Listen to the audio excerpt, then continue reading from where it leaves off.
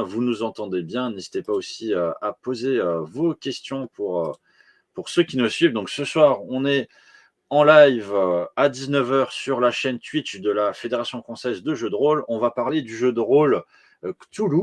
Mais avant qu'on rentre dans le vif du sujet du jeu de rôle, pour ceux qui ne te connaissent pas, Crawler, est-ce que tu peux te présenter en 2-3 minutes? Quel est ton parcours un petit peu justement dans l'univers du jeu de rôle? Alors moi j'ai commencé le jeu de rôle assez tôt dans ma vie, quand j'avais aux alentours de 12-13 ans par là. Donc j'ai rencontré ça à travers des joueurs qui partageaient un club d'échecs avec moi.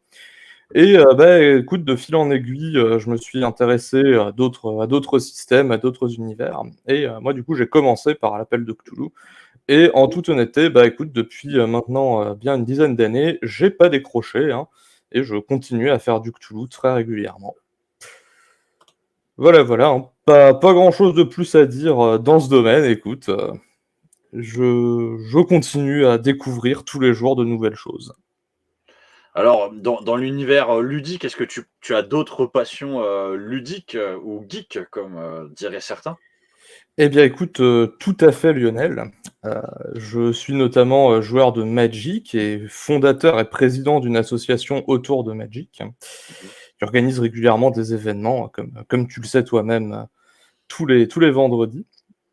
Et sinon, écoute, gros joueur de jeux de stratégie en général, même si j'y suis rarement très, très bon en toute honnêteté. Et ça s'arrête plutôt là, hein, mais écoute, ça occupe déjà beaucoup de temps. Ouais, écoute, on n'est pas obligé d'être bon pour pouvoir profiter d'une passion. Exactement. Alors, je vois que des gens nous ont salués dans le chat, hein, donc si vous avez des questions, n'hésitez pas.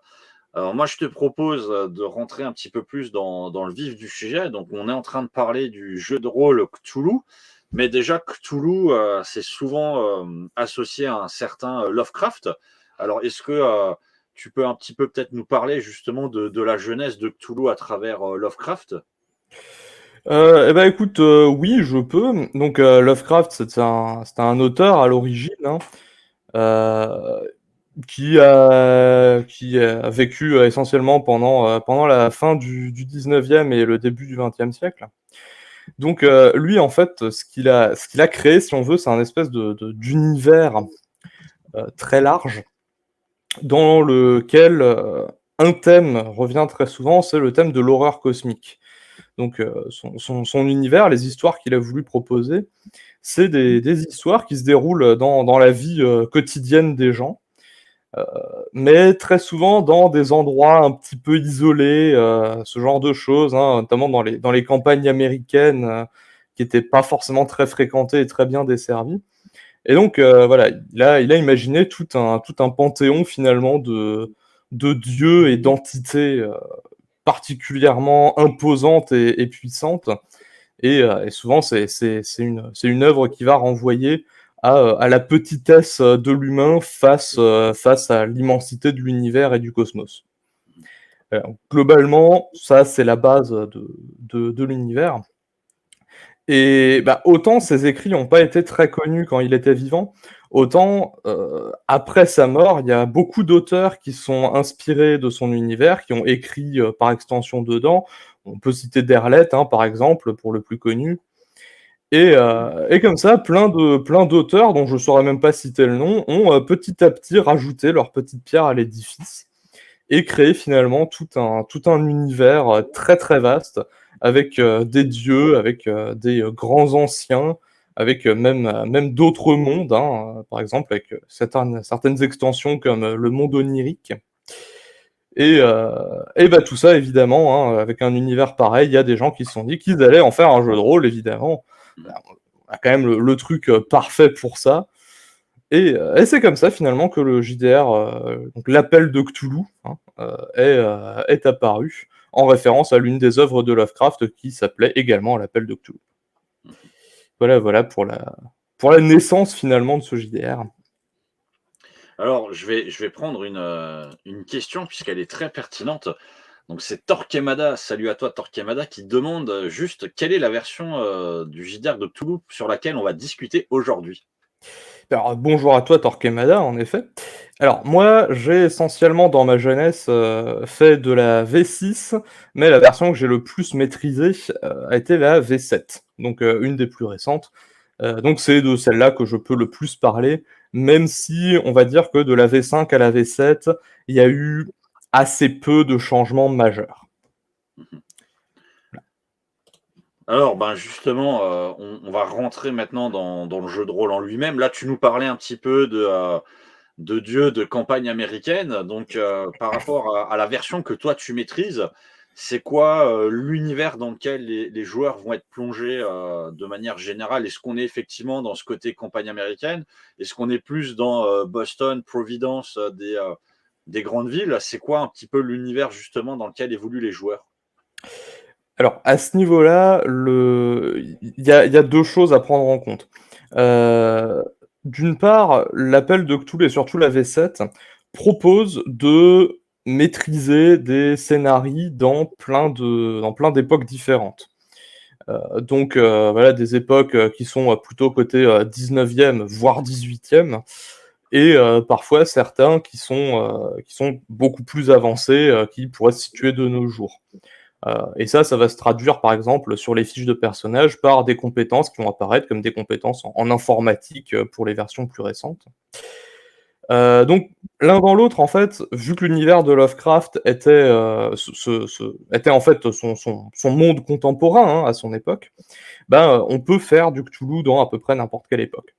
Maintenant, en toute honnêteté, le et ça c'est la 2e chose, le plus sympathique, ça reste quand même les années 30, allez, je dirais de 1900 à 1940, on va dire. Parce que, il y a énormément d'événements qui se sont déroulés, dans cette période-là, hein, à commencer par la Première Guerre mondiale, évidemment, et qui a été suivi après par les années folles. Et tout ça, en fait, ça offre toute une effervescence, finalement, dans laquelle on peut, mettre plein de personnages, tout à fait truculents.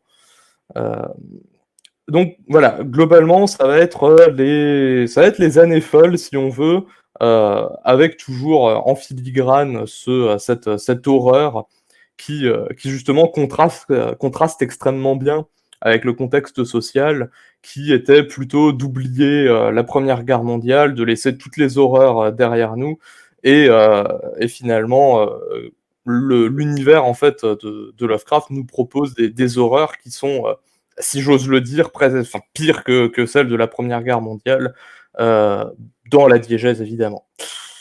Mmh. Donc voilà, on se situe dans cet univers, qui est vraiment très divisé entre, entre une espèce de façade brillante et quelque chose de beaucoup plus sombre et glauque, en arrière-plan. Mmh.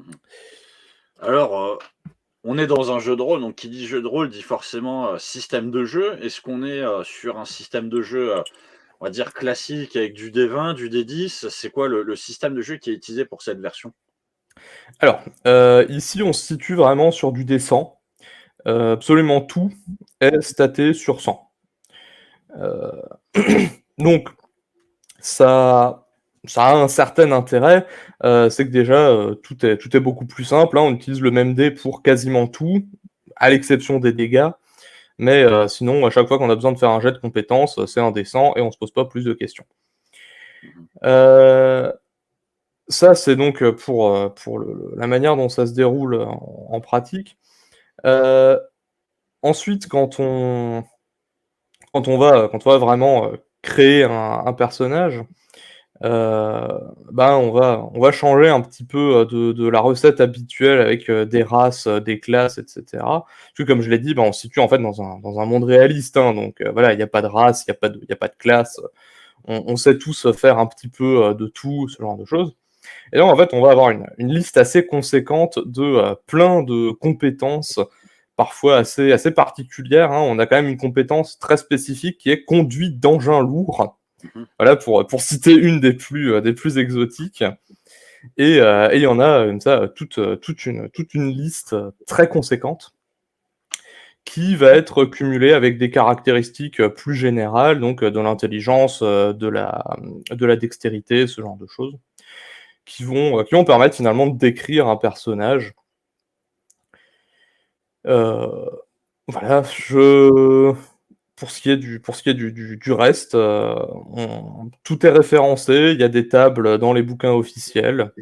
Donc que ce soit pour les armes, donc leurs dégâts, pour les sorts évidemment, puisqu'on peut faire de la magie dans l'appel de Cthulhu, heu et garde le meilleur pour la fin évidemment, la santé mentale, puisque l'appel de Cthulhu fait partie des JDR qui nous proposent un compteur de santé mentale.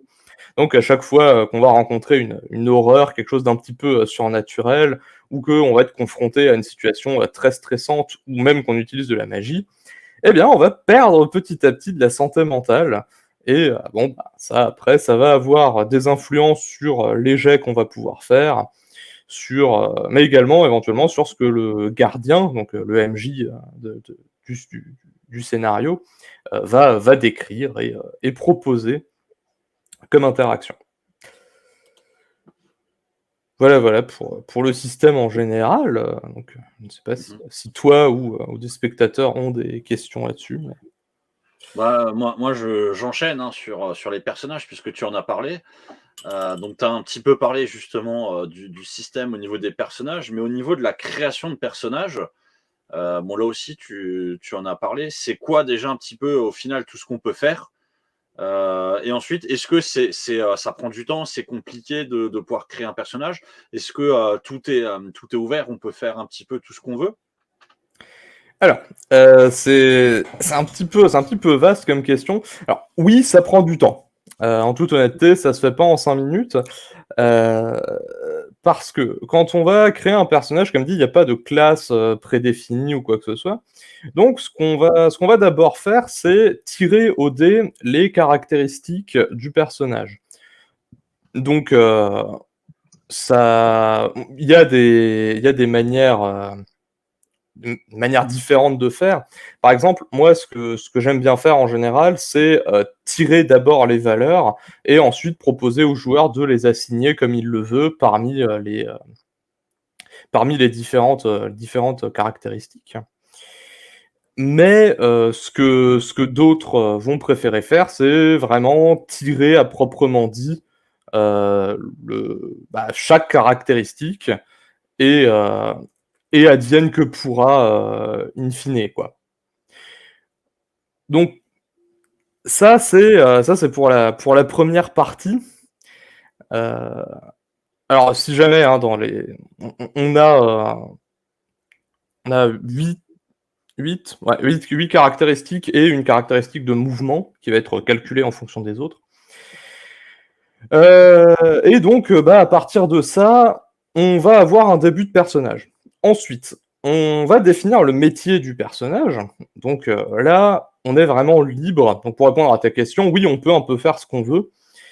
Les bouquins officiels nous proposent des listes de métiers, mais maintenant, si toi tu as un métier qui ne rentre pas dedans, parce que, lister tous les métiers du monde, hein, c'est impossible et les stater encore plus. Mmh.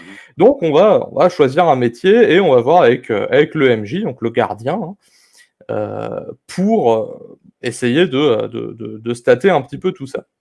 Ça va se dérouler en 2 phases. Tout d'abord, en fonction du métier, on va avoir des bonus particuliers dans des compétences. Alors les compétences, hein, je ne peux pas toutes les citer, comme dit, il y en a énormément. Mais typiquement, si on est chirurgien, par exemple, bon, on va avoir des bonus, probablement en médecine, en premiers soins, peut-être, des compétences sociales, ce genre de choses.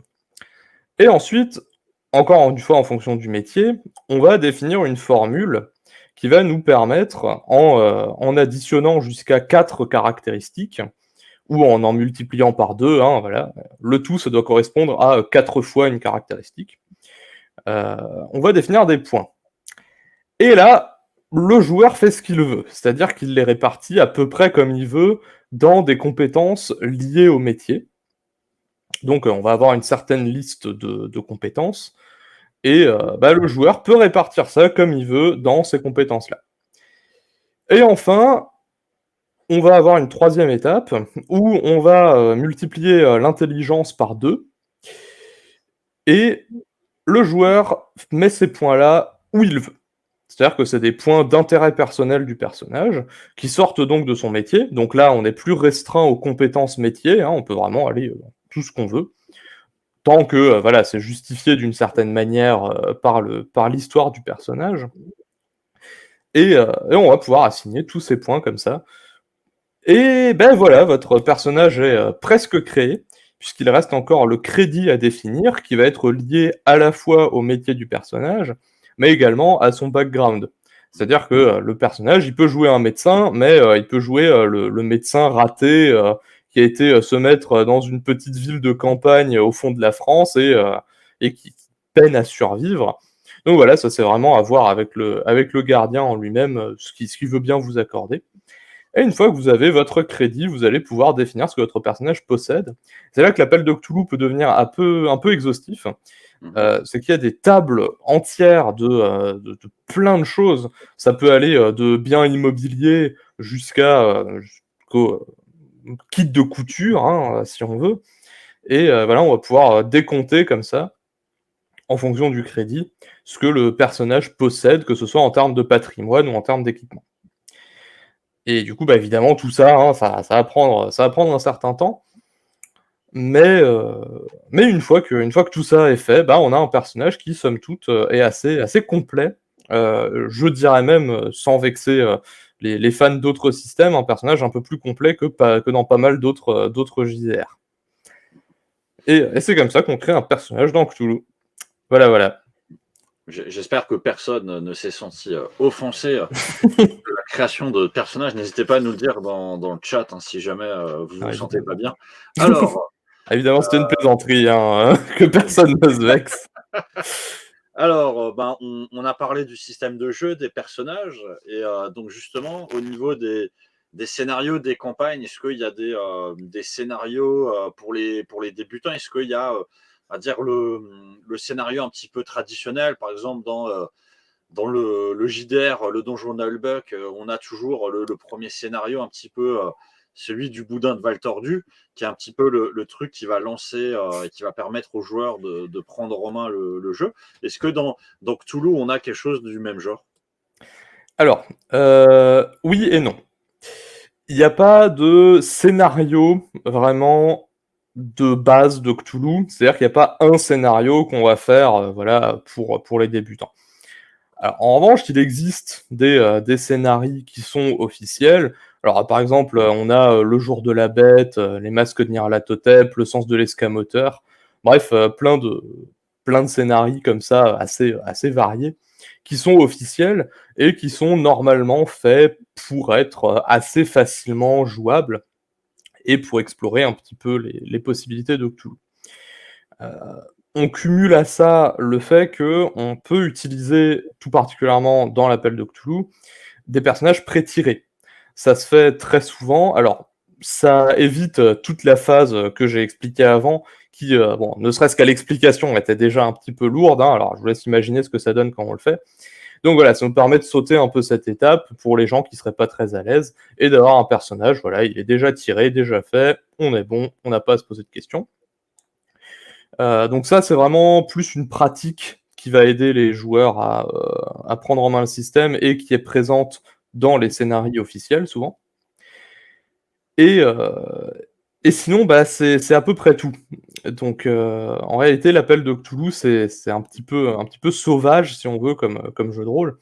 Parce que, ben, moi, en tout cas, je saurais pas, là, actuellement, donner un scénario qui soit vraiment particulièrement facile. Cependant, le jeu de rôle en lui-même, hein, l'appel de Cthulhu, n'est pas très complexe à prendre en main et il va permettre d'avoir des scénarios qui sont très dépendants du MJ, finalement. Et donc voilà, si on a envie de couper un morceau dans le scénario parce que, voilà, on pense que ça va être un peu trop long, un peu trop compliqué et cetera, bah, on peut tout à fait. Et enfin, peut-être une dernière chose, concernant cette idée de, scénarii, de base. Il y a une chose qui est très adaptée à l'appel de Cthulhu, c'est les one shot. Hein, donc là, c'est donc les scénarii qu'on va faire, en une seule fois, souvent en une longue séance de, allez, 6-8 heures. voilà, on va tous se mettre autour d'une table, on commence, et à la fin de ce temps-là, ben, c'est fini. Parce que les fins tragiques, c'est très régulier dans l'appel de Cthulhu, hein, c'est ouais, c'est très courant. Donc, bah, c'est pas très compliqué de faire un scénario où on sait que les personnages vont mourir, hein, on le sait, où ils vont devenir fous, ou pire encore. Donc ça peut être une bonne manière, je pense, de commencer, et ça peut être probablement la chose la plus simple à faire quand on veut vraiment se mettre à l'appel de Cthulhu. C'est de prendre soit dans les scénarios officiels, soit sur internet, parce qu'il y en a plein des scénarios de Cthulhu. Euh, on en prend un, on en fait un one shot, et on y va. Voilà, il y a pas forcément beaucoup de difficultés là-dedans, et c'est, je pense, le meilleur équivalent, si on veut, à ce que tu citais pour le donjon de Naheulbeuk. Alors, bah, justement, est-ce que tu aurais des conseils à donner pour des MJ qui aimeraient se lancer dans l'appel de Cthulhu? Alors, des conseils. Le premier que je donnerais, c'est d'abord de commencer par jouer. Trouver un autre MJ qui fait de l'appel de Cthulhu et faire au moins un scénario ou deux. Parce que c'est pas forcément quelque chose qui est très évident à prendre en main.